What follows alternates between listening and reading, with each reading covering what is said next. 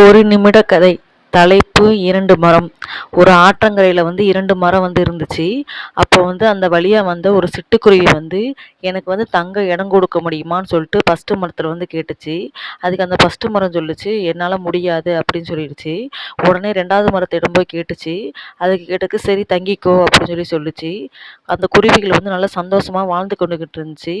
வாழ்ந்துக்கிட்டு இருக்கும்போது ஒரு நாள் என்ன ஆகுது அப்படின்னா, பெரிய வெள்ளம் அந்த 2வது மரம் நல்லா விழுகாமல் இருக்குது. ஆனால் ஃபஸ்ட்டு மரம் ஆற்றுல அடிச்சுட்டு போயிடுது.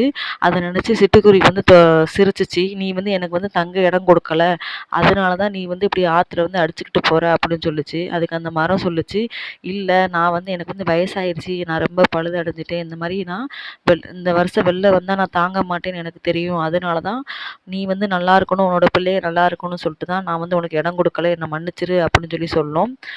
இந்த கதையின் மூலம் என்ன தெரியுது அப்படின்னா, உங்களை யாராவது நிராகரிச்சாங்க அப்படின்னா நீங்கள் அதை தப்பாக நினைக்காதீங்க. அது உங்களுக்கான நல்லதுக்குரிய ஒரு விஷயமா இருக்கும்.